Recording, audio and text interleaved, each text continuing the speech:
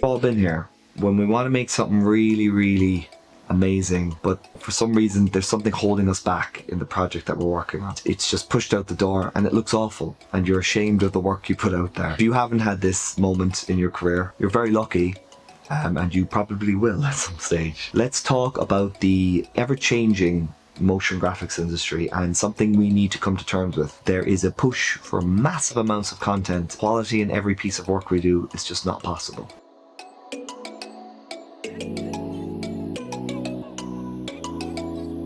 We always need to remember that we are designers and we are in a business.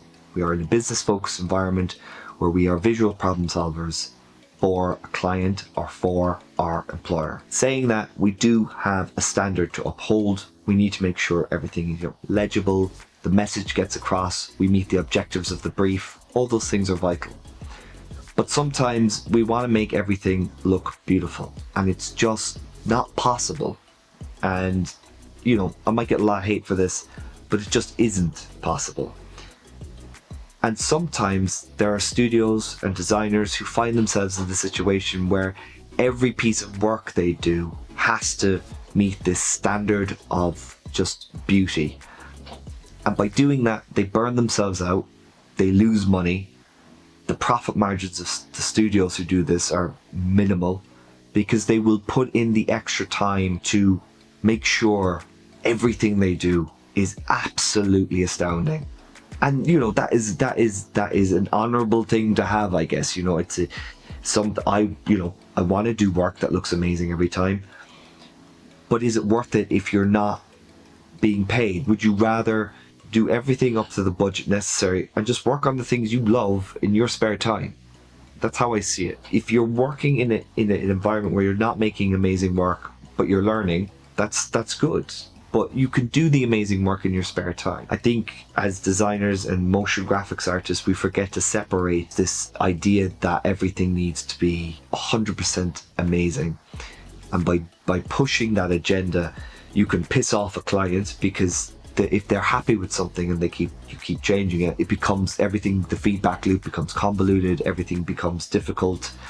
You can lose money as a studio, and this happens constantly, and you can burn yourself out or your staff out, and it's not worth it, is it? It's not worth it mentally, it's not worth it from a health perspective, and it's definitely not worth it from a financial perspective. Now, saying that doesn't mean you go, when the opportunity arises to do something beautiful, you do it, and you push the boundaries as far as you can if the moment allows it and the context allow it. Let's kind of talk about maybe some examples, industry examples.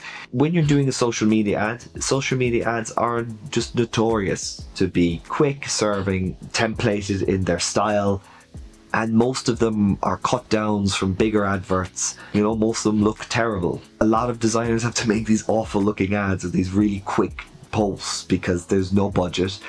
There's a lot of push to get it out so they can do their numbers, and they have 1 million people see the ad, but they don't care if the ad looks amazing. They just want people to click it, and they know they have a media team, a tech team with enough optimization that, it doesn't matter if it looks amazing, but if we put it in front of the right people, they will click it. And sometimes it's very disheartening to designers to see this, and it happens in the visual effects industry.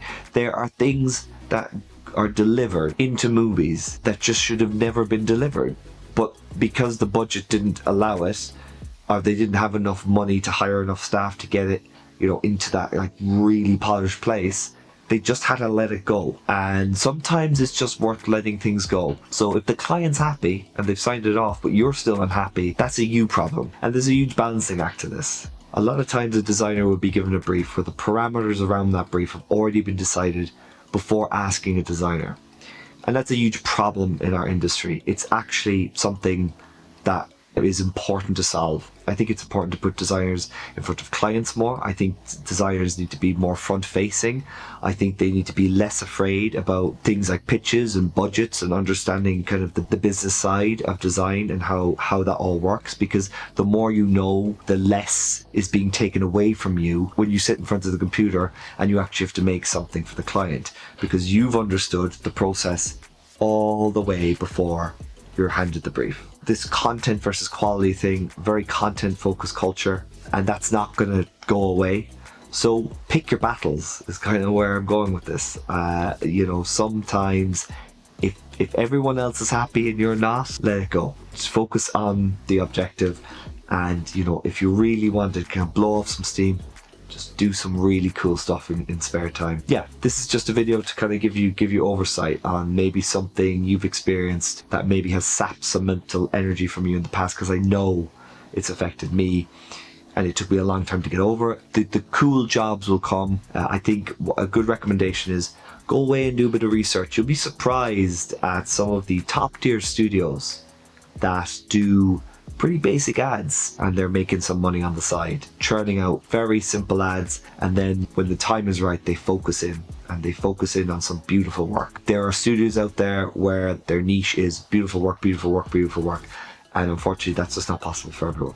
Aim high all the time, but sometimes for your own sake, just nail the brief, and once you nail it you can move on and find that new opportunity maybe. Thank you for watching this. Comment how you experienced this in the past.